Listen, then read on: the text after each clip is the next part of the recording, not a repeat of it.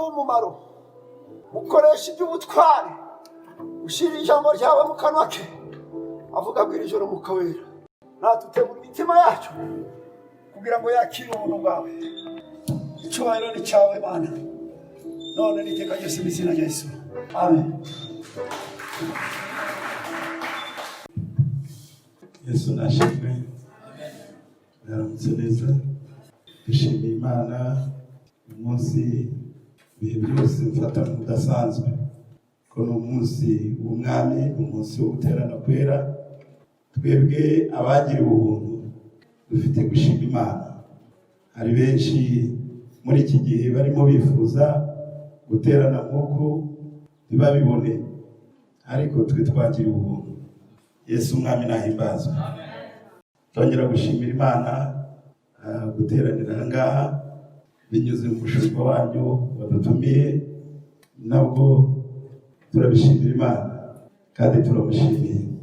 Amen. Kandi muze kunyemerera, muze musengera bene so hirya no hino mu gihugu cyacu. Hari insengero nyinshi mu itorero ryacu zitarafungurwa, ziri gusenga ni nkeya cyane. Dufite rero gusenga cyane kugira ngo Imana ihagarike iki cyorezo. Insengero zose haba mu itorero ryacu n'ayandi matorero yose dufatanije kwizera, insengero zifungurwa, twamamaze Yesu ku mugaragaro. Amen. Nagira ngo dusangire ijambo ry'Imana. Ijambo ry'Imana narihaye intego ivuga kuba urugero rwiza rwo kwamamaza Kristo Yesu. Haleluya. Kuba urugero rwiza rwo kwamamaza Kristo Yesu mu bantu. Turaza gusoma ibyanditswe byera, turebe ingero zimwe zitandukanye z'abantu b'intwari tubona bamamaje Yesu ku mugaragaro, haba no mu gihe gikomeye, mu gihe bagomba kubura n'ubuzima bwabo, ariko bagahamya Yesu ku mugaragaro. Amen. Dusomere hamwe ijambo ry'Imana dusanga igitabo cy'umuhanuzi Danieli ibice 3. Turasoma duhereye ku murongo wa 13 tugeze ku murongo wa 18. Turongera gusoma irindi jambo dusanga mu Bakolosayi igice cya mbere murongo wa 28 kugeza 29. Kaduhere muri Danieli ibice 3 murongo wa 13 tugeze 18. Mutwe w'amagambo uravuga ngo Saduraka na Meshaki na Abedenego banga kuramya igishushanyo. Nuko Nebukadinezari ararakara cyane, ategeka ko bamuzanira Saduraka na Meshaki na Abedenego, nuko babashyira umwami. Nebukadinezari arabakabukana aravuga ati, mbese Saduraka na Meshaki na Abedenego nimwe mwabyitumye kudakorera imana zanjye no kutaramya igishushanyo cy'izahabu nakoze? Nuko noneho nimwumva amajwi y'amahembe n'imyironge n'inanga n'isambuka n'amabubura n'amakondera n'ibintu by'ubwoko bwose bivuga, mukemera kubarara hasi mukaramya igishushanyo nakoze, ni byiza. Ariko nimutakiramya, ako kanya murajugunywa mu itanura ry'umuriro ugurumana. Mbese Imana iri bubakize amaboko yanjye ni iyihe? Saduraka na Meshaki na Abedenego basubiza umwami bati, Nebukadinezari, nta mpamvu ituma tugusubiza iryo jambo. Nimba ari byo, Imana yacu dukorera ibasha kudukiza mu itanura ry'umuriro ugurumana, kandi izadukiza ukuboko kwawe Nyagasani. Ariko nawe itadukiza Nyagasani, umenye ko tutari gukorera imana zawe, habe no kuramya icyo gishushanyo cy'izahabu wakoze. Imana ishimwe cyane. Twongere dusome mu Bakolosayi wa murongo ngira ngo tumazeho iminsi tuwusoma, ariko ni umurongo ukomeye cyane. Abakolosayi igice cya mbere murongo wa 28 haravuga ngo niwe twamamaza tuburira umuntu wese, tumwigisha ubwenge bwose, kugira ngo tumurikire Imana umuntu wese amaze gutunganyirizwa rwose muri Kristo. Icyo nicyo gituma nkora cyane ndwanana umwete nk'uko imbaraga ze ziri zinkoreramo cyane. Amen. Ndegurira ijambo ry'Imana icyumweru cyose nkirangije, Umwuka Wera anyongorera muri iri jambo, ambwirira ijambo mu buryo budasanzwe, ampishurira ibintu byinshi bidasanzwe bikubiye muri iri jambo. Mu butumwa dusomye mu gitabo cya Daniyeli, dusanze harimo abasore batatu bakomeye cyane, abasore b'intwari, abasore bandikishije amateka muri iyi si, kandi abasore batanze urugero rwiza rukomeye mu banyamahanga. Ngira ngo cyari igihe gikomeye, umwami Nebukadinezari yarabohoje Abisirayeli, yarabafashe mu buretwa, kandi muri icyo gihe nta nubwo cyari igihugu kimwe yari ayoboye Nebukadinezari, cyari igihugu kirenze kimwe. Ko bavuze ubwami kiba ari igihugu kirenze kimwe, byari ibihugu byinshi.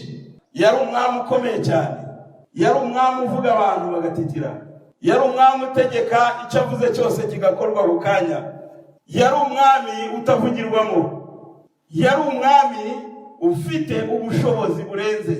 Hanyuma aba basore ko ari batatu bubaha Imana. Dusomye ibyanditswe byera, iki gitabo cyose cya Daniyeli, uhereye mu gice cya mbere urasoma, ukurikirane neza, umenye iby'uyu musore Daniyeli ndetse na bene se. Daniyeli yubaha Imana mu buryo bworoheje n'ubukomeye. Narimo ntekereza, iyo tuvuga ngo turi gusenga muri iyi si isanzwe y'umubiri, abantu ntibashobora kumenya ibyo turi gukora, ariko mu isi y'umwuka y'umuntu asenga, aba ari umuntu, navuga umusirikare ukomeye cyane, araba ari ku rugamba rudasanzwe, abarwana mu buryo bukomeye. Ariko abakristo b'iki gihe hari igihe babifata nk'umuhango gusenga, kumva ko ari umuhango, yajya kuryama agasenga, ariko atabishyizemo imbaraga, yabyuka agasenga. Ariko ndagira ngo mbabwire, iki gikorwa cyo gusenga mu buzima bw'umukristo ni igikorwa gikomeye cyane. Narimo ntekereza, Imana yagurira ijambo muri nge kwamamaza Yesu mu buryo bukomeye. Abantu bibwira ngo ni uburyo bwo gutanga ibifatika gusa, ariko muri iki gihe ndagira ngo mbabwire, ukubise amavi yawe hasi ugasenga, usengera abantu bababaye.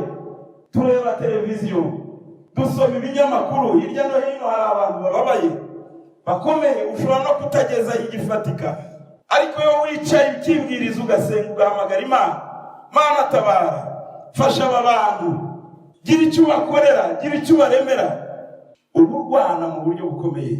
Ni umusanzu udasanzwe, ubushyigikira ijambo ry'Imana, ubushyigikira kwamamara kwa Yesu kuri iyi si, kuko hari indi myuka nyinshi, imbaraga z'umwanzi turwana nazo, ariko kurwana nazo, ugahangana nazo cyane, ni ugusenga. Hanyuma uko gusenga kugakurikiraho, hagakurikiraho ibikorwa bishyigikira uko gusenga. Mana nishimwe. Niyo mpamvu uyu musore Daniyeli na bene se babashije kurwana urugamba, bararunesha. Nubwo bakoze n'ibigaragara mu maso y'abantu, abantu bakavuga bati abo bantu barapfuye, abantu nta bwenge bagira, ndetse n'umwami akagira igihe ababwira ati, nimutaramye igishushanyo, nimutubarara hasi, Imana irubaka iziravahe. N'abantu benshi muri iki gihe bazi yuko dusenga Imana itariho. Baratubwira ati, twereke iyo Mana. Uratubwira ngo Imana ikora ibitangaza, bitwereke. Abenshi ntibabibona, ariko ngira ngo mwebwe, nayo mpamvu ituvana hirya no hino tukaza mu nzu y'Imana, kuko tuzi neza yuko Imana dusenga ari Imana nyayo, ari Imana nyakuri, ari Imana rurema, ari Imana ibeshejeho byose. Nubwo yatanze ubwo burenganzira, hari abantu benshi bibaza batariko, kuki Imana idahana aba bantu bakora ibyaha? Kuki Imana itemera ko aba bantu bakora ibyangwa n'amaso yayo bahinduka? Imana yaturemye mu buryo budasanzwe. Imana yaduhaye ubwenge dutandukanye n'ibindi bintu, kandi Imana ntisanzwe. Ngira ngo hari igihe nigeze nzahangaha mbabwira umurongo uri mu Gutegeka kwa kabiri, ngira ngo ni ibice 31 cyangwa 19, umurongo wa 31, havuga uburenganzira Imana yahaye umuntu, havuga guhitamo Imana yahaye umuntu. Yamuhaye ubwo burenganzira bwo guhitamo. Icyo uhisemo uragikora, ufite ubwo burenganzira. ariko ibanga ririmo ni uguhitamo neza cyangwa guhitamo nabi. Iyo uhisemo neza unezeza Imana, Imana ikaguha umugisha, Imana ikabana nawe mu byo ukora, Imana ikakurwanirira, Imana igaca inzira naho zitari, Imana igakorana nawe. Haleluya. Ariko iyo uhisemo nabi ugira ingaruka z'uko guhitamo nabi kwawe. Imana idufashe cyane. Kandi Imana yaduhaye ubwo bwenge, ubwo bushobozi muri twe kugira ngo duhitemo. Abahanga bavuga neza yuko umutimanama wacu, la conscience, umutimanama wacu ari gukorana n'Umwuka Wera. Nigeze mbibabwira n'abahanga bize amasomo ya psychologie, baravuga ngo conscience c'est une voix intérieure qui nous dit que l'acte est bon ou mauvais. Nijwi ry'imbere ujya gukora ikintu akakubwira atari ko ikintu ni cyiza wagikora, irindi rikakubwira atari ko ikintu si cyiza wakireka. Iryo jwi cyangwa uwo mutimanama w'umukristo uratunganywa, kandi utunganywa n'ijambo ry'Imana. Bwana Yesu asifiwe. Utunganywa n'ijambo ry'Imana, uragaburirwa, utunganywa no gusenga. Ariyo mpamvu kwamamaza Yesu mu buryo bukomeye, nta muntu ushobora kwamamaza Yesu atagaburirwa ijambo ry'Imana, adasenga Imana. Ko Yesu tumumenyera mu byanditswe byera, Yesu tumumenyera mu jambo rye. Abahanga muri teolojiya bavuga ngo ibiranga cyangwa ibigaragaza Imana igaragarira mu jambo ryayo. Imana igaragarira mu byo yaremye. Iyo witegereje ukabona ibintu bidasanzwe abantu barimo bakora, urumva ikoranabuhanga ridasanzwe rimo riyobora isi. Umuntu aranga akavugana n'umuntu uri muri Amerika nkaho ari kuvugana n'umuntu uri hano i Kagarama.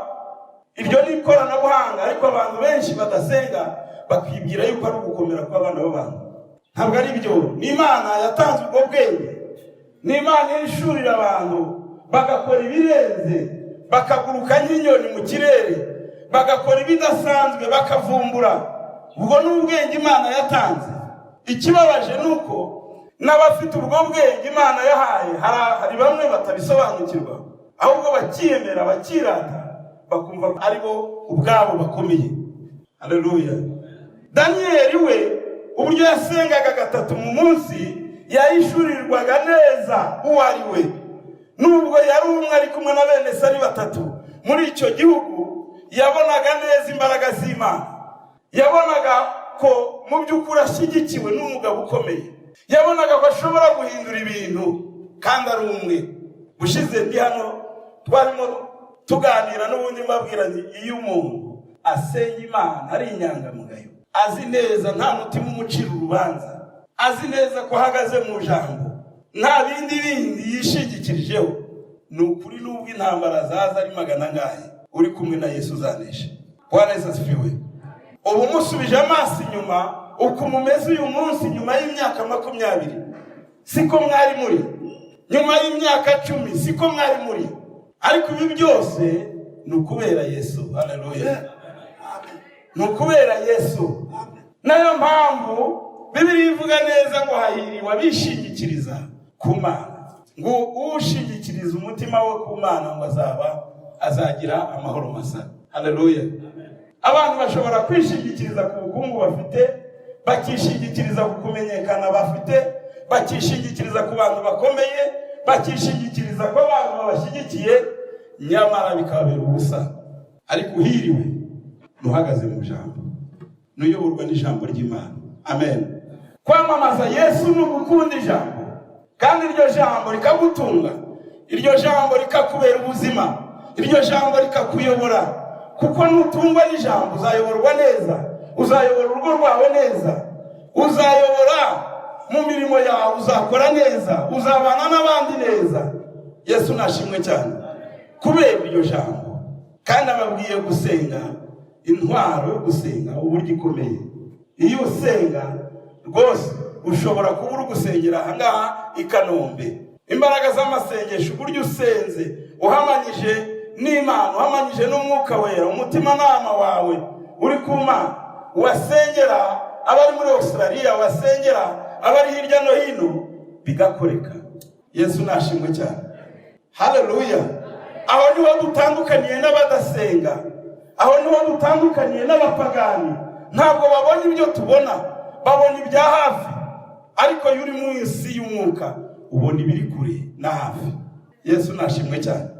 Daniyeli na bene se baragambaniwe, bagambanirwa n'abandi banyabwenge bitaga abanyabwenge n'abakonikoni, kubera ko babonaga ko Daniyeli na bene se bashimwa kandi bahagaze neza, bafite igikundiro.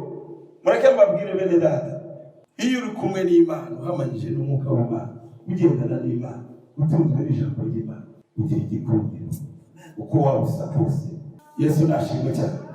Burya ntawiremye, twese uko twisanze hari uwabigizemo uruhare, hari uwabigizemo uruhare. Ariko urasanga ngo uyu ngo bafite uburanga, ariko twese twaremwe n'iki? N'Imana.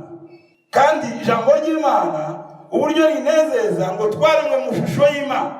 Haleluya. Kandi yaduhaye ubwenge. Ntabwo dukwiriye gutwarwa n'ayo marangamutima, dukwiriye kwibanda cyane ku bwenge nyabwo, aribwo jambo ry'Imana, ko twese turi abana b'Imana. Kandi biravuga ngo Yesu niyerekanwa uko azasa niko tuzaza. Haleluya. Mwami Yesu nahimbazwe. Daniyeli ntabwo yitaye kuba murwanya. Hari abantu baterwa aho kugira ngo bakomeze urugendo, bakomeze mu murongo wabo, ahubwo bagasubira inyuma bagatangira kwirwanirira. Nuterwa uzashishikarire gusoma ijambo ry'Imana no gusenga, ibindi biharire Yesu. Amen. Yesu aziyerekana, Yesu azakurwanirira. Ku rugamba rw'abana b'Imana ntabwo ari urwacu, ni urw'Imana. Amen. Daniyeli amaze gusobanukirwa ashishikarira gusenga.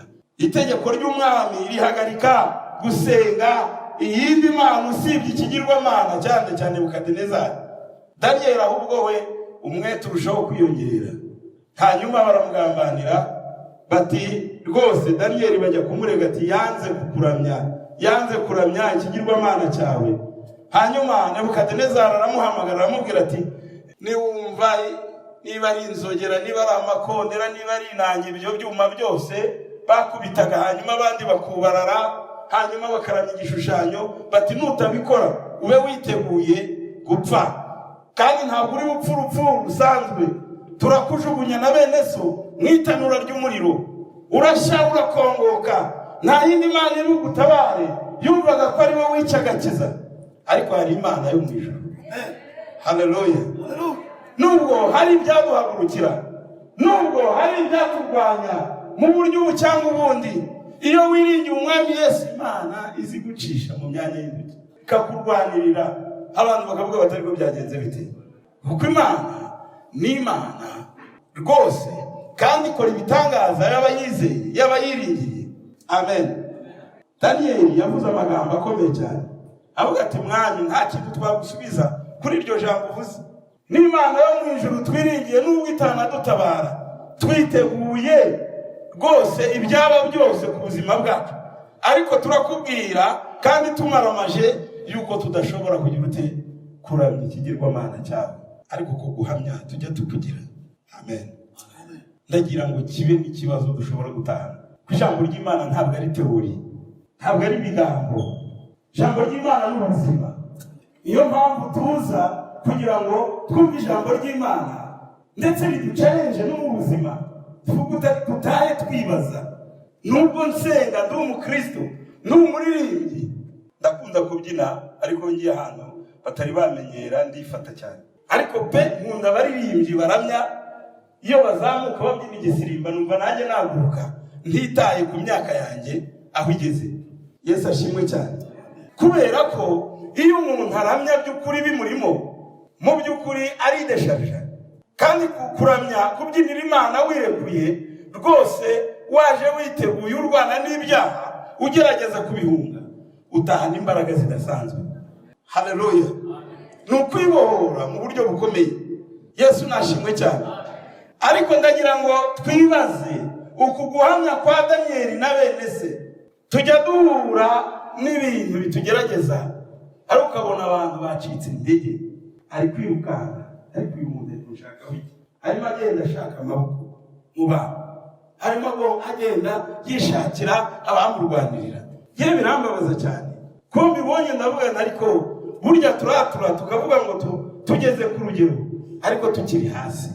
Ko umukristo ugeze ku rugero rwose akora areba imbere, akorana n'umwuka wera. Iyo asenga yumva neza ko ashyigikiwe, ko ari kumwe n'Imana. Niyo mpamvu narimbabaje guhamya kwacu mu gihe duhuye na obstacle, duhuye n'ikibazo gikomeye, duhuye n'intambara, duhuye n'abatuvuga nabi, duhuye n'abantu batatwifuriza umugisha. Ese twifata dute? Daniel na bene se bari imbere y'urupfu neza, ariko bagira izo mbaraga zo guhamya. Ntiwibwire ngo bari mu mubiri bahamije, kuko barebeye imbaraga mu mwuka, barebeye imbaraga mu kwizera kwabo. Babonye Imana uburyo n'ubuzima bwari busanzwe. Ni kimwe na Stefano, bamuteye amabuye kubera ubutumwa bwiza, intosho z'amabuye, aho kugira ngo arakara tukana babwire nabi, ahubwo bakamubona ari kugenda aseka, bakamubona ari kugenda ahinduka nk'umumarayika. Haleluya! Kubera yari yamaze kugera mu isi y'umwuka, arimo areba ubwiza bw'Imana. Haleluya! Dufite gutekereza umutimanama wacu tukawutoza gukora ibyiza. Haleluya! Nubwo haba mu bintu byatugirira nabi, tukaba duhagaze bwuma mu ijambo ry'Imana. Amen.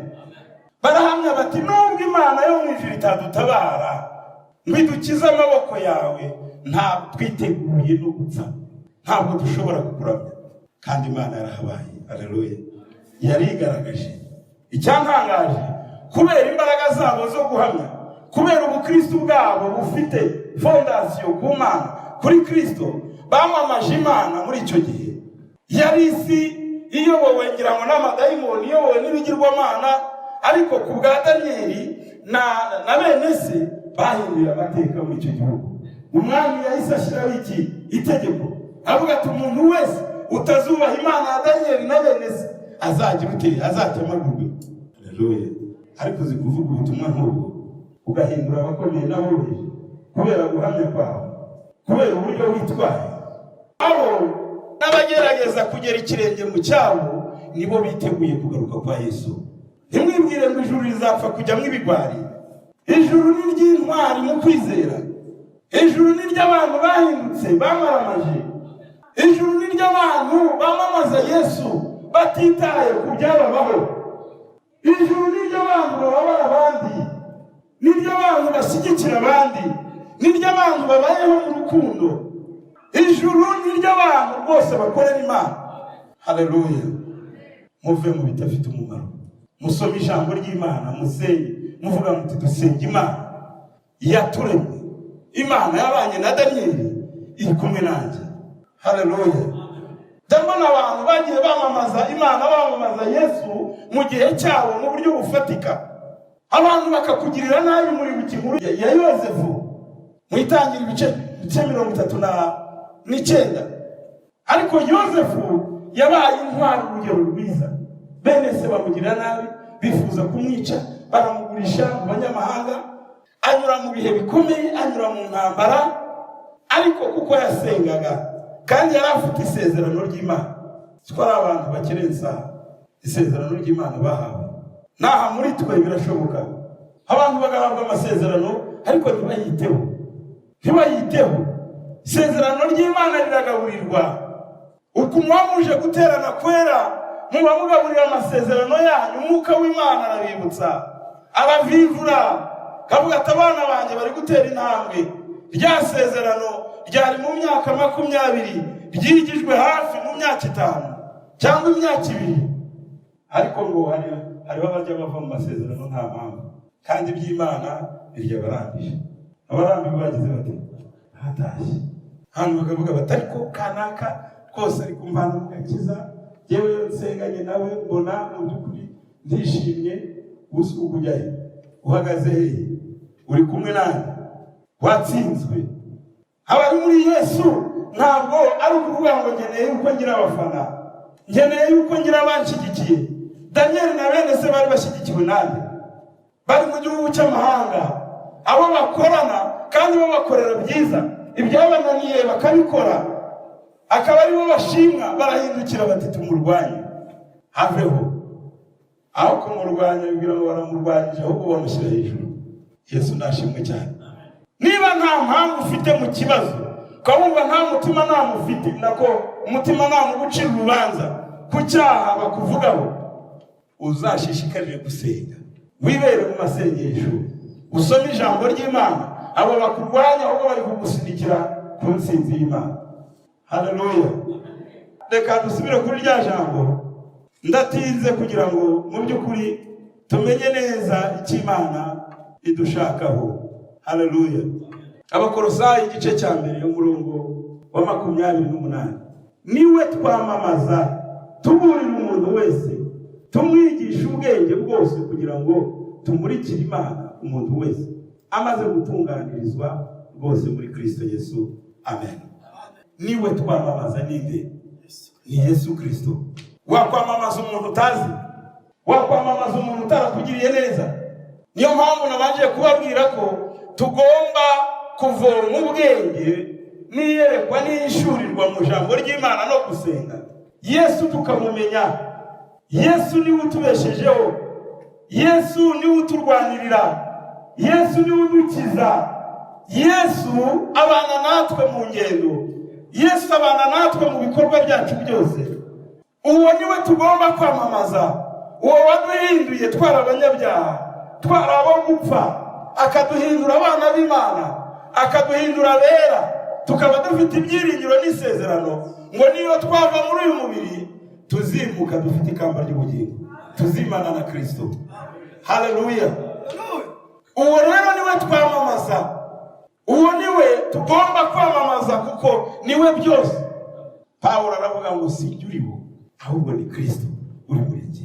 Ko Pawulo yari amaze gusobanukirwa neza ko Yesu yamuhinduye icyaremwe gishya, yamugize umwana wayo, yamuvanye mu bintu bibi.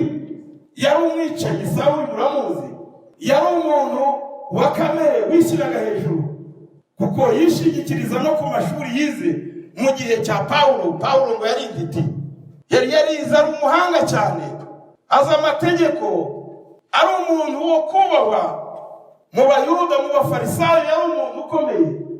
N'Imana nigucira inzira ukagira amashuri ukazamuka, ntuziyendere kubera ibyo. Oya, ahubwo uzavuga uti hari icyo Imana ishaka, gukoresha ubumenyi yampaye, uce bugufi. Yesu nashimwe cyane. Haleluya. Ariko ibyo nta munezero byamuhaye kibirimo, nubwo bamuhaye icyubahiro kirenze cyane, nubwo yari umuntu uhambaye cyane muri sosiyete y'Abafarisayo, ariko yagize umunezero ntangere. Ko Abarundi bavuga, yagize umunezero udasanzwe ageze muri Yesu, amaze guhindurwa na Yesu. Aravuga ati si uriho, ahubwo ni Kristo uri muri njye. Haleluya. Aravuga ati nshobozwa na byose na Kristo umpa imbaraga. Iyo umuntu amaze gukizwa, iyo umuntu amaze guhinduka by'ukuri, amenya neza ko ibyo akora ari ukubishobozwa n'Umwami Yesu. Bitandukanye n'abandi hanze, ibyo akora yikubita mu gatuza atari ku mwambonye. Umuhanga ndavuga bakanyemera. Muri sosiyete n'ahandi baranzi. Umuntu wishongora gutya wiyemera, nubwo n'abamusenga ntuzamenye yuko afite akabazo. Ntabwo Yesu ari muri we. Uwo Yesu yahinduye aca bugufi. No mu byubahiro bikomeye yaba afite aca bugufi. Ku cyubahiro ni icy'Imana. Haleluya. Imana nishyira hejuru kandi yicisha bugufi, kandi ikura ku cyavu ikicazanye n'abakomeye. Bwana Yesu asifiwe. Niwe twamamaza, nta wundi. Tuburira umuntu wese. Se tugiye kwamamaza Yesu dute? Ko dusanzwe turi abakristo. Reka turebe, twisuzume, tuevariwe imibereho yacu, tuevariwe ubuhamya bwacu, yaba umusore, yaba umukobwa, umumama, umupapa. Gerageza kwisuzuma uko hanze uvugwa, uko hanze ugaragara, kuko ubwo nibwo Kristo. Ubukristo ntabwo ari uko umuntu aba yicaye mu rusengero gusa. Ni kimwe kigaragaza abana b'Imana ko baza gusenga, ariko abasenga Imana by'ukuri ijambo riba ryarabahinduye. Iyo ugiye kubagenzura ureba muri quartier, ureba uko wabanye n'abandi, ureba ubuhamya bwabo ku kazi, ureba. Haleluya. Ese ubuhamya bwacu bwamamaza Yesu, buvuga Yesu? Sinzi niba mujya mukurikirana amateka, uwatangije itorero ry'inshuti ku isi George Fox yaravuze ngo mureke ubuzima bwanyu bwamamaze Yesu. Haleluya. Yabivuze mu rurimi rw'icyongereza aravuga ngo let your life preach Jesus. Mureke ubuzima bwanyu bubwirize Yesu, nimusohoka bazabamenya. Twatangiye twitwa sosiyete y'abana b'umucyo, nayo mpamvu biri mu ndangagaciro z'itorero ry'ivugabutumwa ry'inshuti mu Rwanda, gukorera mu mucyo. Haleluya. Turi abana b'umucyo. Niba dusenga by'ukuri, reka bigaragare, kandi ibyo nibyo bihindura abantu, ibyo nibyo byamamaza Yesu. Haleluya. Jamunda umupasitoro akunze kubwiriza kuri TV1 avuga ngo Yesu niyamamare. Gira ngo abenshi murazi iryo jambo. Yesu niyamamare. Aramamara ate?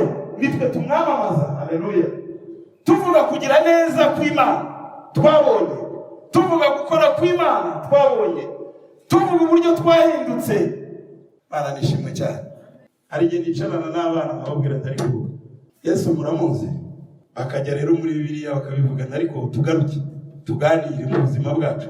Yesu muramuzi? Abakuru bagatangira bakansubiza bati twabonye ibitangaza, twabonye ibi ushima, kandi natwe byatugiriyeho, byazanye ingaruka nziza kuri twe. Yesu turamuzi.